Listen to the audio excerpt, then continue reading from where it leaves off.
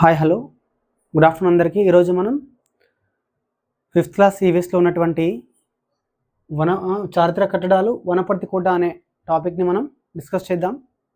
ఇక్కడ మనకు 5th class ఈవీఎస్లో ఉన్నటువంటి చారిత్రక కట్టడాలు వనపర్తి కోట అనే లెసన్లో కంప్లీట్గా ఓవరాల్గా ప్రతి పాయింట్ కవర్ చేస్తూ మనం డిస్కస్ చేద్దాం, ఏ పాయింట్ మిస్ కాకుండా.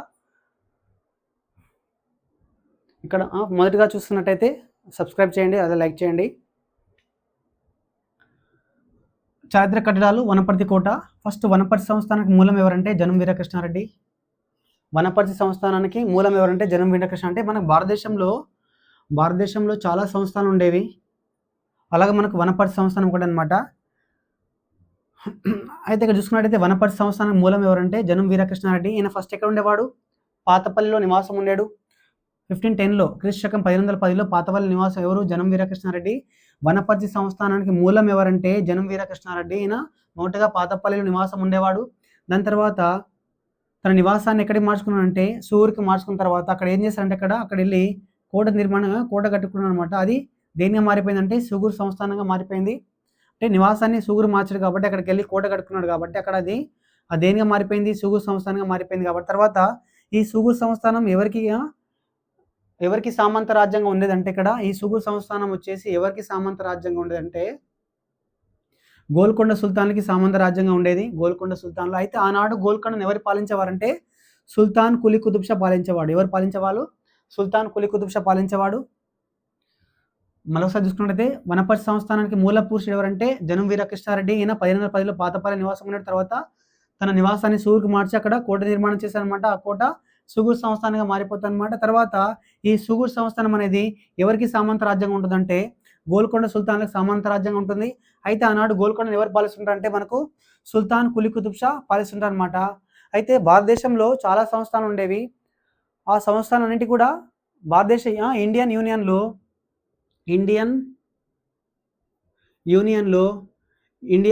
అంటే భారతదేశ ఇండియన్ యూనియన్లో కల్పిస్తుంది ఎవరంటే సర్దార్ వల్లభాయ్ పటేల్. ఎవరు? సర్దార్ వల్లభాయ్ పటేల్ భారతదేశంలో ఉన్నటువంటి సంస్థలన్నింటి కూడా మనకు ఇండియన్ యూనియన్లో విలీనం చేయడం అనమాట. అదేవిధంగా మనకు భారతదేశంలో చివరిగా కలిసిపోయినటువంటి సంస్థానం ఏదంటే నిజాం సంస్థానం. ఎప్పుడు కలిసిపోయిందంటే మనకు ఆల్రెడీ తెలిసింది 1948 సెప్టెంబర్ 17న మనకు పోలీస్ చర్య ద్వారా సర్దార్ వల్లభాయ్ పటేల్ ఇక్కడ నిజాం సంస్థానాన్ని మనం భారతదేశంలో విలీనం చేసుకుంటాం. మనకు నిజాంలో చివరి వ్యక్తి ఎవరంటే మనకు తెలుసు మీర్ ఉస్మాన్ అలీ ఖాన్. చూడండి, భారతదేశంలో ఉన్నటువంటి సంస్థలన్నింటినీ ఎవరు ఇండియన్ యూనియన్లో కల్పిస్తుంది ఎవరంటే సర్దార్ వల్లభాయ్ పటేల్. చివరిగా విలీనమైన సంస్థానం ఏదంటే నిజాం సంస్థానం. ఎప్పుడంటే మనకు తెలుసు 1948 సెప్టెంబర్ 7. మనకి 8th క్లాస్ లింకప్ అనమాట ఇది. అయితే ఈ వనపర్తి సంస్థానం తీసుకున్నట్టయితే వనపర్తి సంస్థానం వచ్చేసి మనకు ఎప్పుడంటే ఇక్కడ వనపర్తి సంస్థానం వచ్చేసి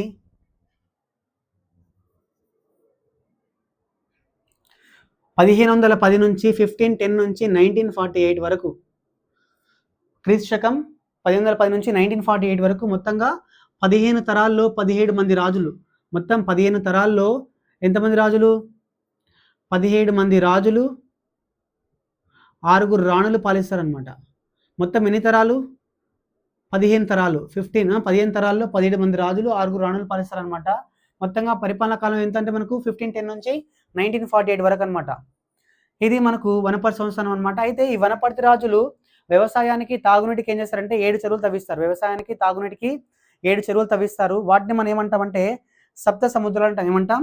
సప్త సముద్రాలు అంటాం. సప్త సముద్రాలు. వ్యవసాయానికి తాగునీటికి వనపర్తి రాజులు ఏం చేస్తారంటే ఇక్కడ మనకు 7 చెరువులు తవ్విస్తారు. వాటిని మనం ఏమంటామంటే సప్త సముద్రాలు అంటాం.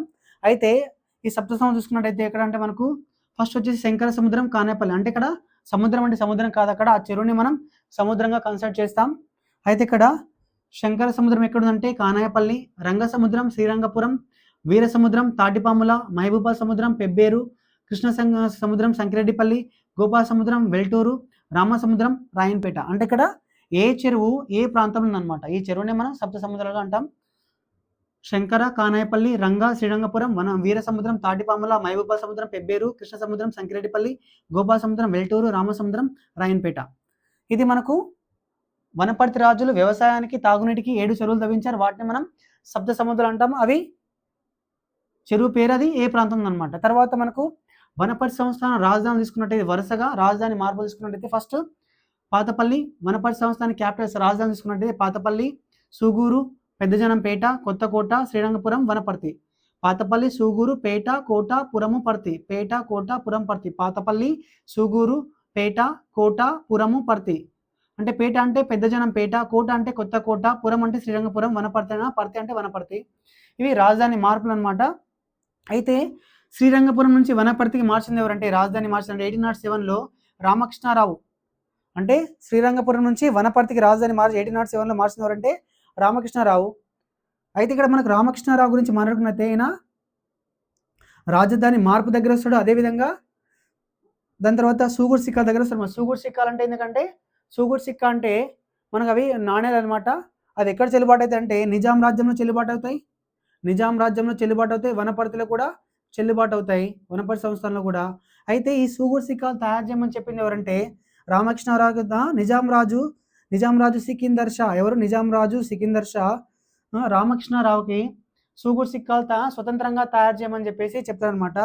దానికి అనుగుణంగానే రామకృష్ణారావు ఏం చేస్తారంటే ఇక్కడ సూగూరు సిక్కాలు తయారు చేయడం జరుగుతుంది. అవి ఎక్కడ చెల్లుబాటు అవుతాయి? నిజాం రాజ్యంలో, వనపర్తి రాజ్యంలో చెల్లుబాటు అవుతాయి. నెక్స్ట్ వచ్చేసి మనకి ఇక్కడ రాజా రామేశ్వరరావు. ఎవరు? రాజా రామేశ్వరరావు తీసుకున్నట్టయితే రాజా రామేశ్వరరావు ఇక్కడ మనకు ఈయన ఏం చేస్తారంటే తన తల్లి సరళాదేవి పేరు మీదుగా, రాజా రామేశ్వరరావు తన తల్లి సరళాదేవి పేరు మీదుగా సరళాసాగర్ చెరువు తవ్విస్తాడు. ఏ చెరువు?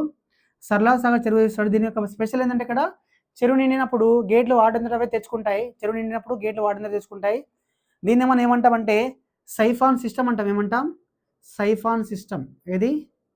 సైఫాన్ సిస్టమ్ అంటాం.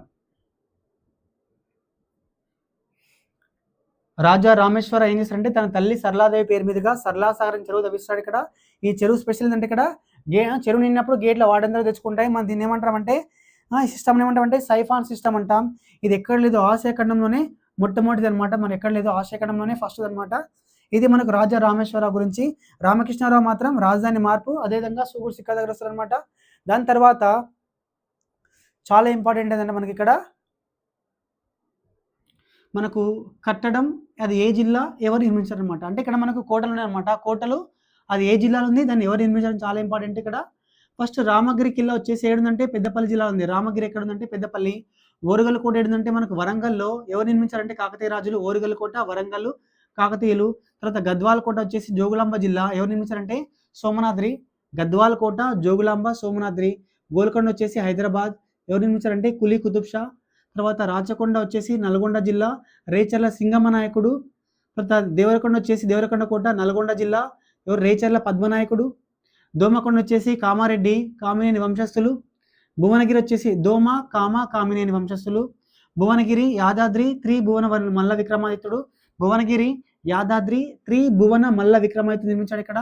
ఖమ్మం జిల్లా, ఖమ్మం కిల్లా, ఖమ్మం, కాకతీయ రాజులు. ఎవరు? కాకతీయ రాజులు. కాకతీయ రాజులు.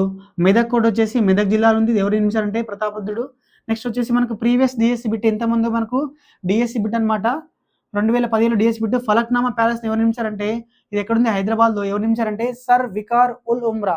సర్ వికార్ ఉల్ ఉమ్రా అనమాట. ఇది మనకు ఓవరాల్గా కోట, అది ఏ జిల్లాలో ఉంది, దాన్ని ఎవరు నిర్మించారు? ఓరుగల్లు, వరంగల్, కాకతీయులు, రామగిరి పెద్దపల్లి జిల్లా, గద్వాల్, జోగులాంబ, సోమనాద్రి, గోల్కొండ, హైదరాబాద్, కులీ కుతుబ్ షా, రాచకొండ, నల్గొండ, రేచర్ల సింగమ నాయకుడు, దేవరకొండ, నల్గొండ, రేచర్ల పద్మనాయకుడు, దోమకొండ, కామారెడ్డి, కామినేని వంశస్థులు, భువనగిరి, యాదాద్రి, త్రిభువన మల్ల విక్రమాదిత్యుడు, ఖమ్మం కిల్లా, ఖమ్మం, కాకతీయ రాజులు, మెదక్ కోట, మెదక్ ప్రతాపరుద్రుడు, ఫలక్నామా, హైదరాబాద్, సర్ వికార్ ఉల్ ఉమ్రా అనమాట. ఇది మనకు ఓవరాల్గా వనపర్తి సంస్థానానికి సంబంధించిన ఇన్ఫర్మేషన్. అయితే ఇక్కడ ఈ వనపర్తి రాజులు ఏం చేస్తారంటే ఇక్కడ జర్మన్ నుంచి సామాగ్రిని తెప్పించి కట్టడాలు కడతారు. అంటే జర్మన్ నుంచి ఇక్కడ వాళ్ళు ఇక్కడ భవన నిర్మాణాలు కావాల్సిన సామాగ్రిని ఎవరు ఇస్తారంటే ఇక్కడ జర్మన్ నుంచి దిగుమతి చేసుకుని ఇక్కడ కట్టడాలు చేస్తారనమాట. అయితే ఇక్కడ వీళ్ళు పరిపాలనా సౌలభ్యం గురించి ఏం చేశారంటే వీళ్ళు పరిపాలనా సౌలభ్యం గురించి 3 భాగాలు చేశారంటే వనపర్తి,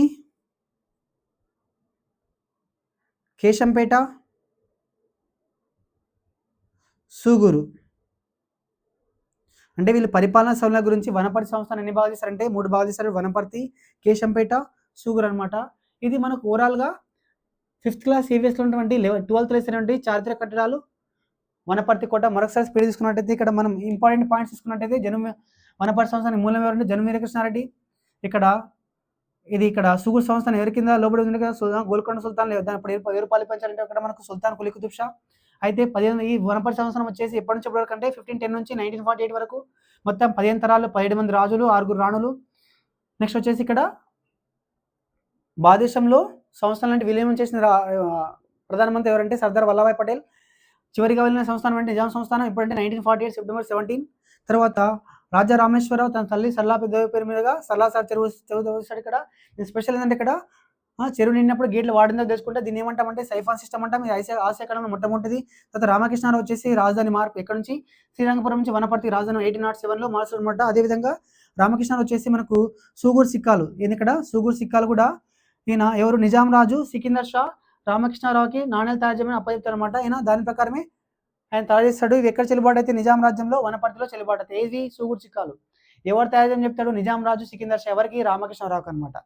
తర్వాత వీరు పరిపాలనా స్థానాల గురించి ఏం చేస్తారంటే 3 బాగా చేస్తారు. వనపర్తి సంస్థానం వనపర్తి, కేశంపేట, సూగూరు. వీళ్ళు ఎక్కడి నుంచి సమాధానం తెప్పిస్తారంటే జర్మన్ నుంచి. దాని తర్వాత వనపర్తి రాజధాని వచ్చేసి మనకు పాతపల్లి, సూగూరు, పెద్దజనంపేట, కొత్తకోట, శ్రీరంగపురం, వనపర్తి. అయితే వీళ్ళు వ్యవసాయానికి తాగునీటికి 7 చెరువులు తవ్విస్తారు. వాటిని మనం సప్త సముద్రాలు అంటాం. అవి మనం ఇంతమంది మాట్లాడుకున్నాం. శంకర, కానేపల్లి, రంగా, శ్రీరంగపురం, వేదప్రసాదం, తాటిపాముల, మహిపాల్, పెబ్బేరు, కృష్ణ సముద్రం, సంకిరెడ్డిపల్లి, గోపాల సముద్రం, వెల్టూరు, రామసముద్రం, రాయన్పేట అనమాట. ఇది మనం కంప్లీట్గా మనకు వనపర్తి కోట చారిత్రక కట్టడాలు వనపర్తి కోట అనమాట.